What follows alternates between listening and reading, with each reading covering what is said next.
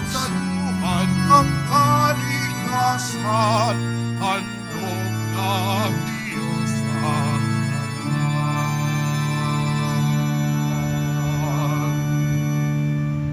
Simulan po natin ang pagdiriwang sa ngalan ng Ama at ng Anak at ng Espiritu Santo. Amen. Ang pagpapala ng ating Panginoong Jesucristo, ang pag-ibig ng Diyos Ama at ang pakikipagkaisa ng Espiritu Santo naway sumainyong lahat. At sumaiyo rin. Mga kapatid, tayong lahat ay nagkakatipon bilang isang mag-anak ng Diyos sa pagdiriwang ng banal na Eucharistia. At upang tayo po ay maging karapat-dapat gumanap sa banal na pagdiriwang na ito, alalahanin po natin ang ating mga pagkukulang at nagawang pagkakasala. At buong kababaang loob po tayong humiling ng awa at pagpapatawad mula sa Diyos.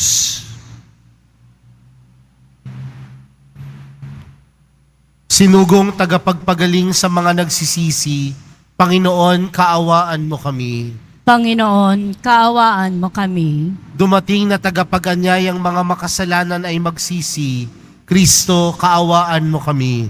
Kristo, kaawaan mo kami. Nakaluklok ka sa kanan ng Diyos Ama para ipamagitan kami. Panginoon, kaawaan mo kami. Panginoon, kaawaan mo kami. Kaawaan tayo ng makapangyarihang Diyos. Patawarin tayo sa ating mga kasalanan at patnubayan tayo sa buhay na walang hanggan. Amen. Manalangin tayo. Ama naming makapangyarihan, pinangangatawanan mong manahan sa mga may loobing tapat at maasahan. Sa kagandahang loob mo, kami naway makapamuhay bilang mga mapalad na maging iyong tahanan. Sa pamagitan ni Jesucristo, kasama ng Espiritu Santo, magpa sa walang hanggan. Amen. Magsayo po muna po ang lahat. Ang simula ng sulat ni Apostol Santiago. Mula kay Santiago, alipin ng Diyos at ng Panginoong Hesukristo, ipinaaabot ko ang aking pagbati sa mga hinirang ng Diyos, mga hinirang na nasa iba't ibang bansa. Mga kapatid, magalak kayo kapag kayo'y dumaranas ng iba't ibang pagsubok, sapagkat alam ninyo na lalong magiging matatag ang inyong pananampalataya matapos ninyong pagtagumpayan ang pagsubok na iyan. At dapat kayong magpakatatag hanggang wakas upang kayo'y maging ganap at walang pagkukulang. Ngunit kung kulang ng karunungan ang sinuman sa inyo, humingi siya sa Diyos at siya'y bibigyan, sapagkat ang Diyos ay saganang magbibigay at di manunumbat. Subalit ang humihingi dapat manalig at huwag mag-alinlangan, sapagkat ang nag-aalinlangan ay parang alon sa dagat na itinataboy ng hangin kahit saan. Huwag umasang tatanggap ng anuman mula sa Panginoon ang taong pabago-bago ang isip at di alam kung ano ang talagang ibig. Ikinararangal ng dukhang kapatid ang pagkakataas sa kanya ng Diyos at ng mayamang kapatid ang pagkakababa sa kanya, sapagkat ang kayamanan ay lilipas gaya ng bulaklak at damo. Ang damoy natutuyo sa matinding sikat ng araw. Nalalagas ang kanyang mga bulaklak at kumukupas ang kanyang ganda. Gayon din naman ang mayaman ay mamamatay sa gitna ng kanyang mga kaabalahan. Ang salita ng Diyos. Salamat sa Diyos. Poon, ako'y kahabagan upang mabuhay kailanman. Poon, ako'y kahabagan upang mabuhay kailanman. Ang sariling dati-rati namumuhay ng baluktot, nang ako ay parusahan, salita mo ang sinunod. Poon, ako'y kahabagan upang mabuhay kailanman. Kay buti mo, Panginoon, kay ganda ng iyong loob, sa akin ay ituro mo ang bigay mong mga utos. Poon, ako'y kahabagan upang mabuhay kailanman. Sa akin ay nakabuti ang parusang iyong dulot, pagkat aking naunawaan mahalaga ang iyong utos. Poon, ako'y kahabagan upang mabuhay kailanman. Higit pa sa ginto't pilak nitong buong sanlibutan, ang mabuting idudulot ng bigay mong kautusan. Poon, ako'y kahabagan upang mabuhay kailanman. Nababatid ko, O Poon, matuwid ang iyong batas, kahit ako'y pagdusahin, nananatili kang tapat.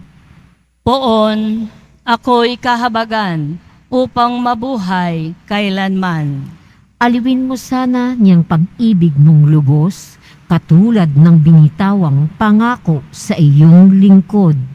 Poon, ako'y kahabagan upang mabuhay kailanman. Magsitayo na po ang lahat.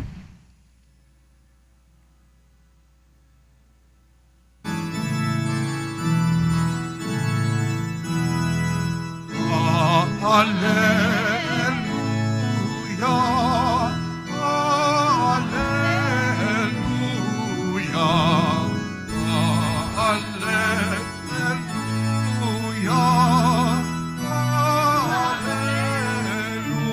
alleluia.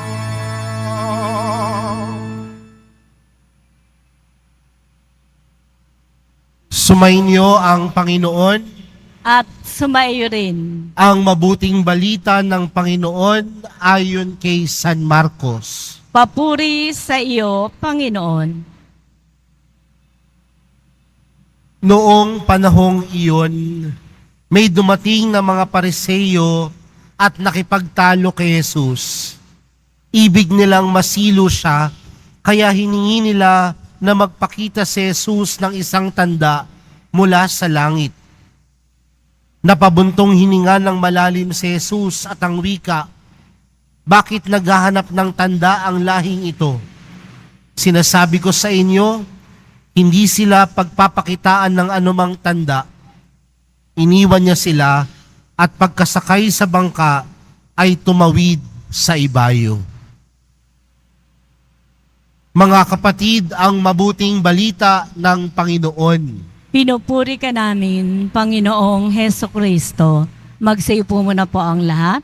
Magandang tanghali po sa inyong lahat. Mga kapatid, ang buhay ni Jesus ay buhay na pagmimisyon. At ano pong ibig sabihin ng buhay ng pagmimisyon? Ipinagkakaloob ni Jesus ang kanyang buhay upang iparamdam sa ating lahat ang pagmamahal ng Diyos. Kaya nga kung mapapansin po natin, si Jesus pumupunta sa iba't ibang lugar at ano ang kanyang ginagawa? Nagpapagaling ng mga may sakit, nakikisalamuha sa mga tao, nagpapalayas ng mga demonyo. Hindi lang upang ipakita na siya ay makapangyarihan, bagkus sa kanyang pagmimisyon, sa kanyang pagpapakita ng magagandang bagay sa kapwa, ipinaparamdam niya ang tunay na pagmamahal ng Diyos. Pero mga kapatid, sa ating ebanghelyo, ang mga Pariseo ay nakikipagtalo kay Jesus. At ano ang gusto nilang ipakita ni Jesus?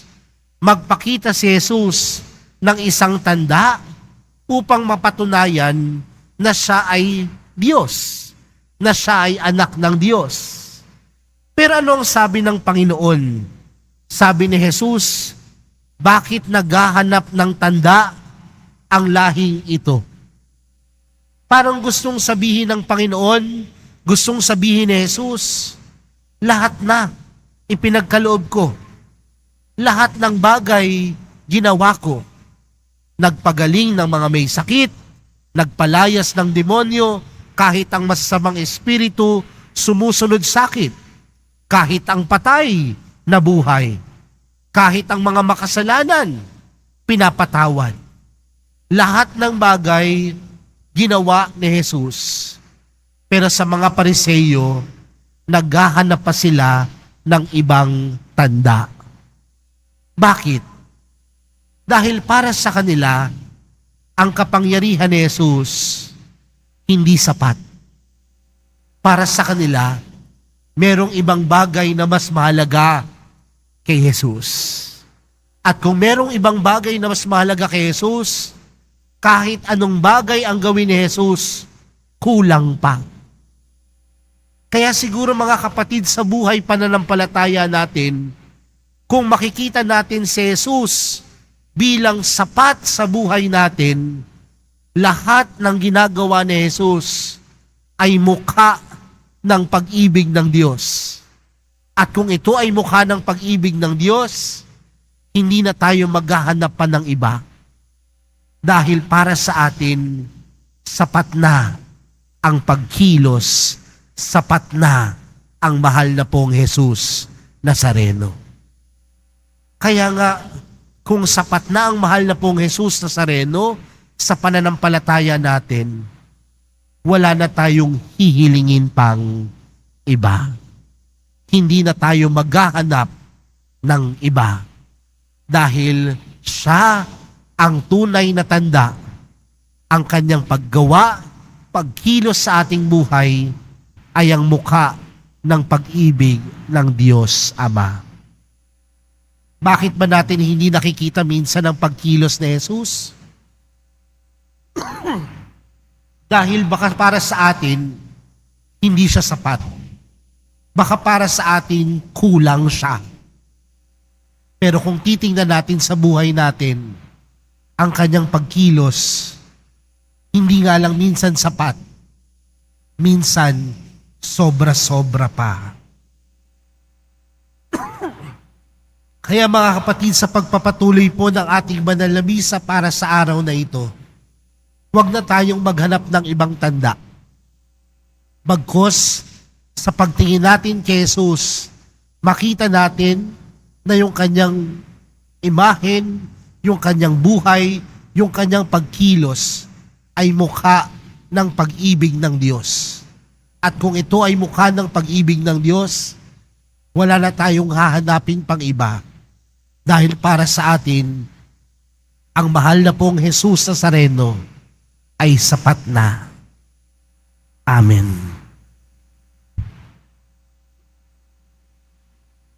Magsitayo na po ang lahat.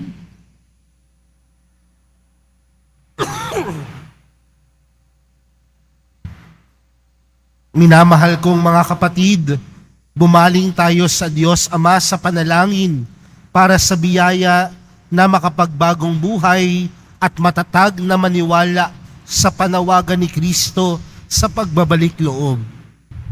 Ang ating panalangin, Diyos ng kaligtasan, maging bukas nawa kami sa iyo. Diyos ng kaligtasan, maging bukas nawa kami sa iyo.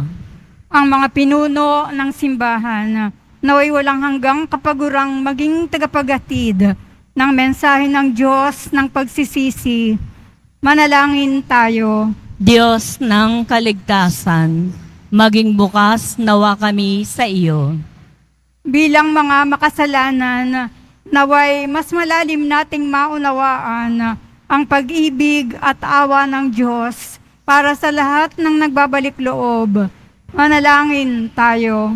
Diyos ng kaligtasan, maging bukas nawa kami sa iyo. Tayong lahat, naway magkaroon ng malalim at tunay na pananampalataya sa Diyos na hindi na ikakahon sa mga panlabas na anyo ng ating pananampalataya. Manalangin tayo. Diyos ng kaligtasan, maging bukas nawa kami sa iyo. Ang mga may sakit, naway makaunawa sa walang patid na pag-ibig ng Diyos sa gitna ng kanilang mga dinaranas na pagsubok at paghihirap. Manalangin tayo. Diyos ng kaligtasan, maging bukas nawa kami sa iyo. O Panginoon, gabayan mo ang lahat ng araw ng aming masalimuot na buhay. Bigyan mo kami ng kaligtasan at banal na kapayapaan. Hinihiling namin ito sa pamagitan ni Kristong aming Panginoon. Amen. Magsiyo po muna po ang lahat.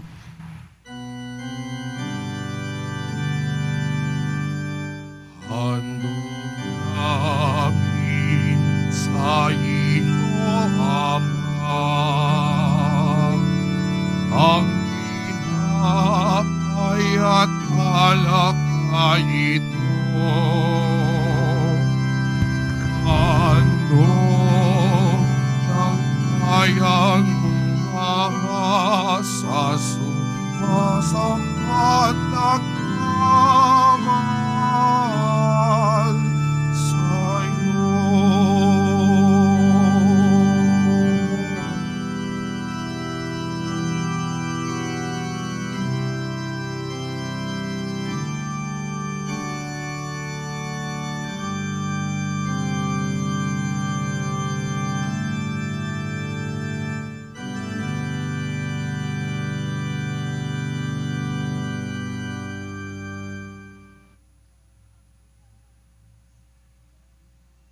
Magsitayo na po ang lahat.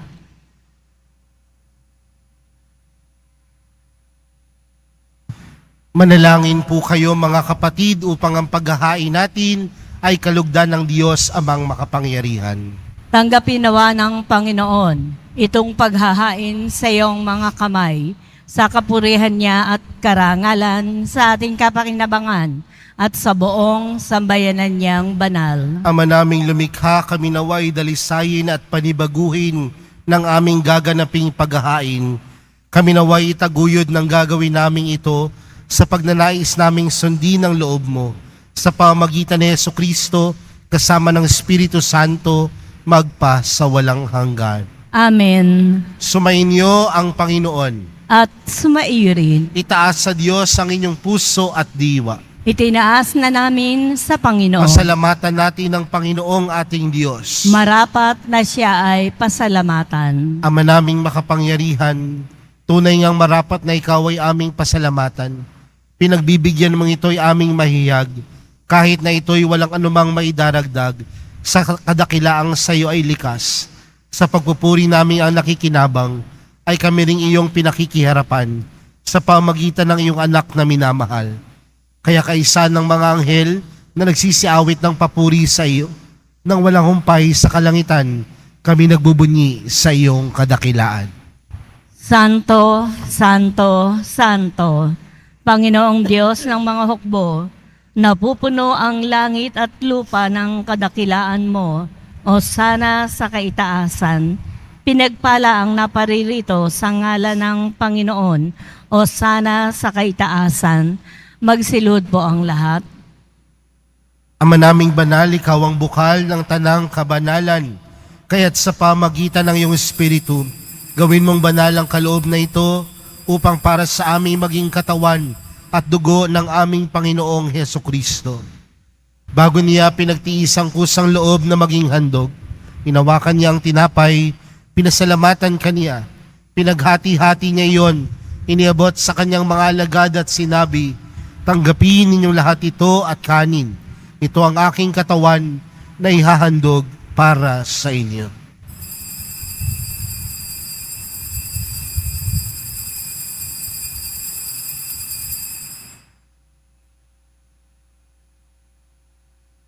Gayon din naman noong matapos ang hapunan, hinawakan niya ang kalis.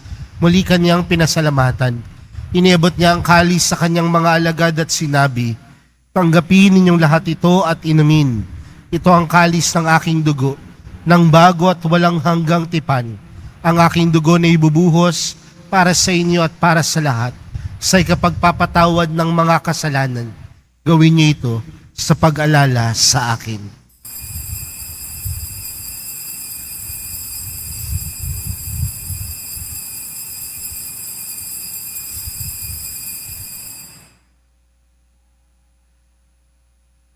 Magsitayo na po ang lahat. Ipagbunyi natin ang misteryo ng pananampalataya.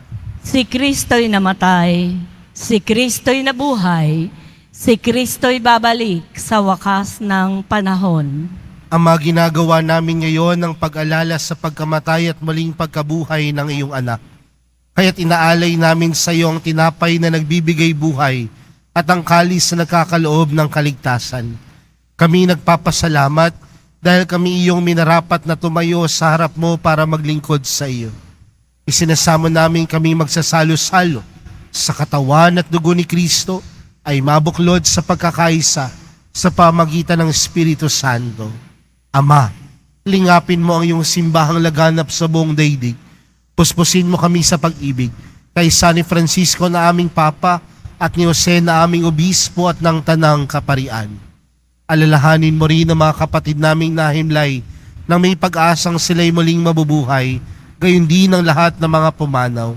Kaawaan mo sila at patuloyin sa iyong kaliwanagan. Kaawaan mo at pagindapating kaming lahat na makasalo sa iyong buhay na walang wakas. Kaysa ng mahal na Birheng Maria na ina ng Diyos, ng kabiyak ng puso niyang si San Jose, kaysa ng mga apostol at ng lahat ng mga banal na namuhay dito sa daigdig ng kalugod-lugod sa iyo.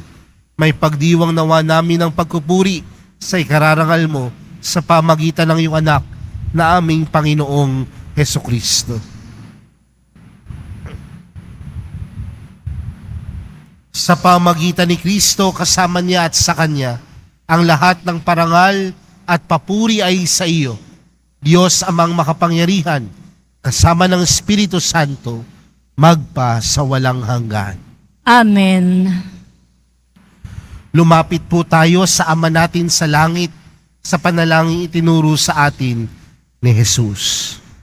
Ama namin, Namin sumasalangit ka, sambahin ang ngalan mo, mapa sa amin ang kaharian mo, sundin ang loob mo dito sa lupa para nang sa langit.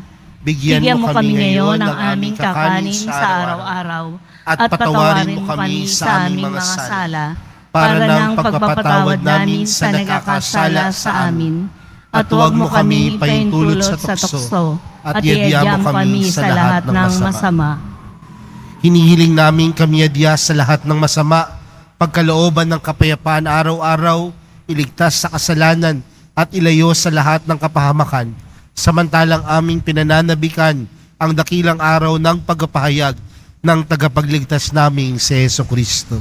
Sapagkat iyo ang kaharian at ang kapangyarihan at ang kapurihan magpakailanman.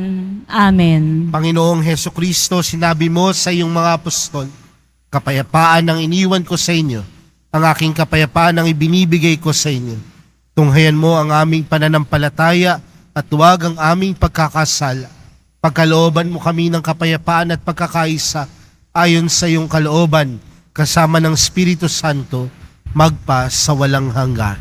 Amen. Ang kapayapaan ng Panginoon ay laging sumainyo.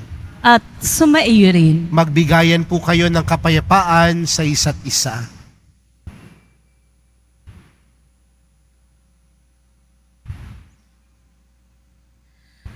Kordero ng Diyos na nag-aalis ng mga kasalanan ng sanlibutan, maawa ka sa amin. Kordero ng Diyos na nag-aalis ng mga kasalanan ng sanlibutan, maawa ka sa amin. Kordero ng Diyos na nag-aalis ng mga kasalanan ng sanlibutan, ipagkaloob mo sa amin ang kapayapaan. Magsilod po ang lahat.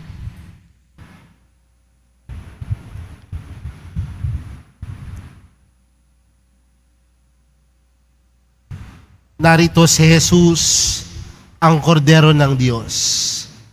Siya ang nag-aalis ng kasalanan ng sanlibutan. Mapalad ang mga inaanyayahan sa kanyang piging. Panginoon, hindi ako karapat-dapat na magpatuloy sa iyo. Ngunit sa isang salita mo lamang ay gagaling na ako.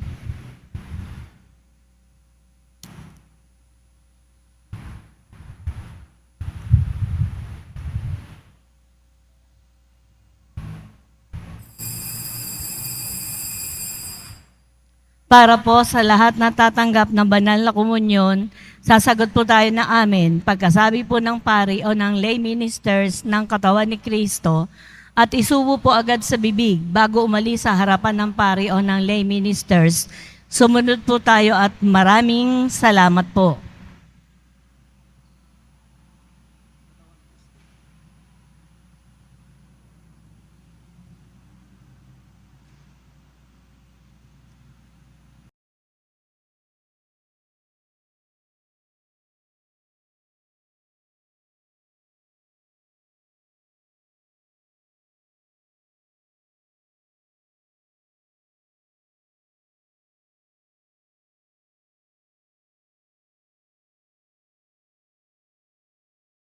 Manalangin tayo.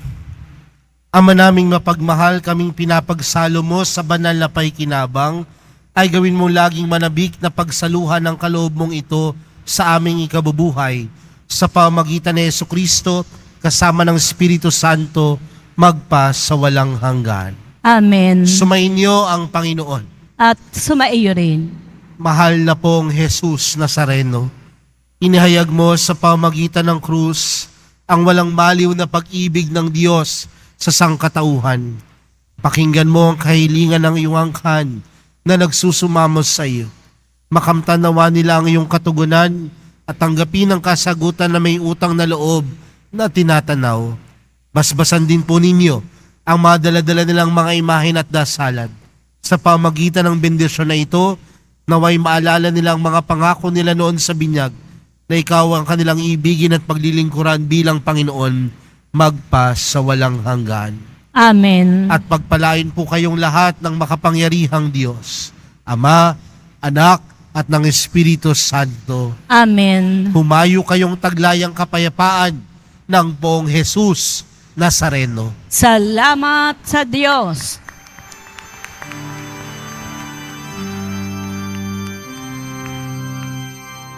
Nuestro Padre Jesús Nazareno, sinasamba ka namin, pinipintuho ka namin, aral mo ang aming buhay at kaligtasan. Nuestro Padre Jesús Nazareno, iligtas mo kami sa kasalanan. Ang krus mong kinamatayan ay sagisag ng aming kaligtasan. Nuestro Padre Jesus Nazareno, dinaragdan ka namin. Nuestro Padre Jesus Nazareno, dinuwalhati ka namin.